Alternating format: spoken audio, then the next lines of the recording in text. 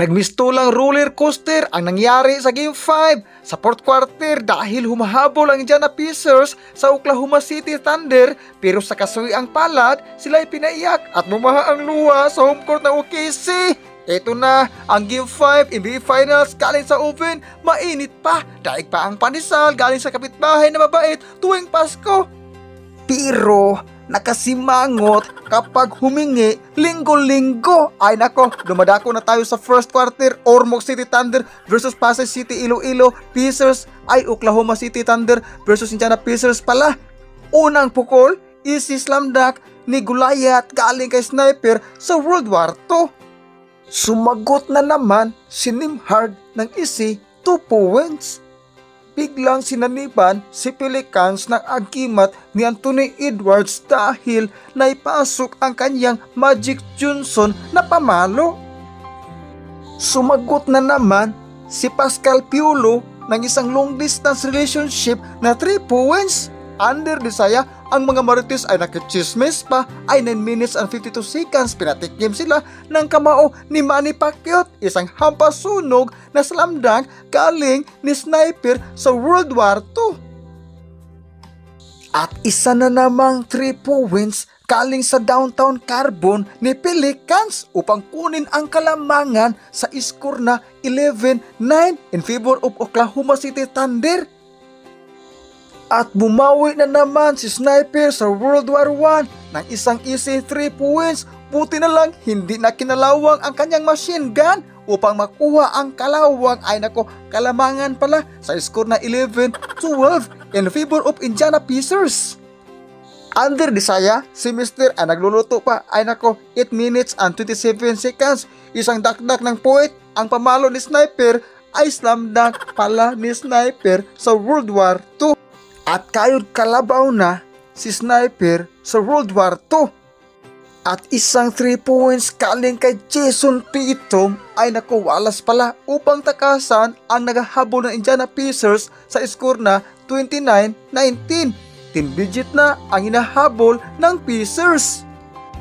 At natapos ang first quarter sa score na 22-32 in favor of home team.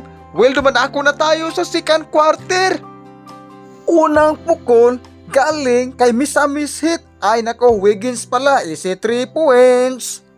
At gusto na naman ni Patty Mills Turner pala na makaisa, pero isang sakong simitong pamalo galing kay Pelicans. Under Desaya, si Misamis Heat ay naka 3 points na. Ay nako, Wiggins pala. Isa na namang dakdak puwit galing kay Sniper sa World War II. Kayod kalabaw na si Sniper sa World War II, may kasama pang baka.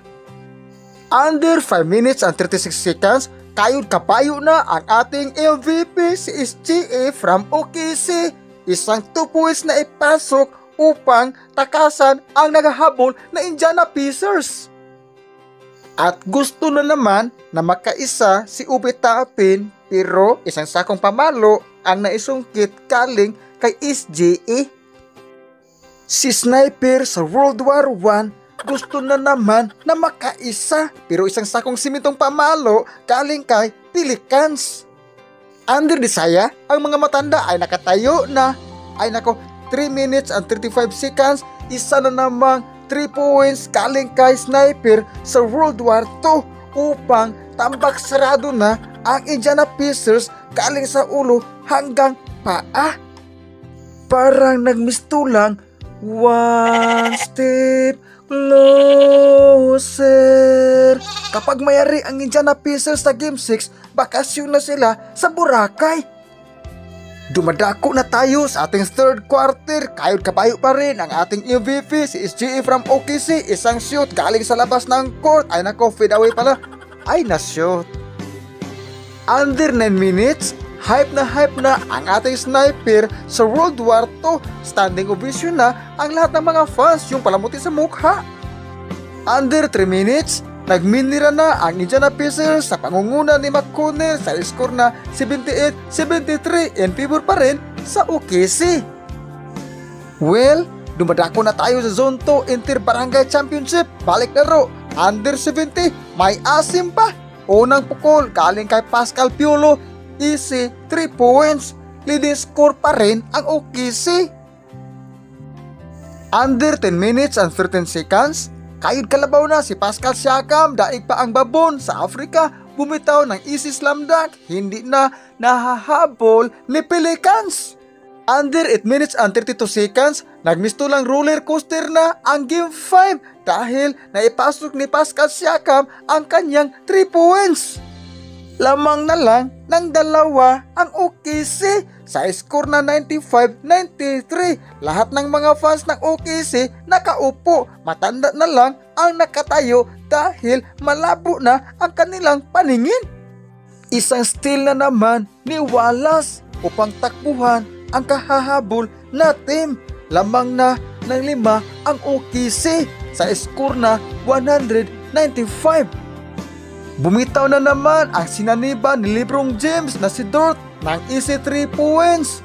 Under Desaya, ang mga mister ay naghuhugas pa ay 6 minutes and 14 seconds pala. Isang steal na naman galing kay SGA at naipasok. Standing ovation na ang lahat ng mga fans. Parang umaamoy na ang litsong baboy galing pa sa Sahara Desert.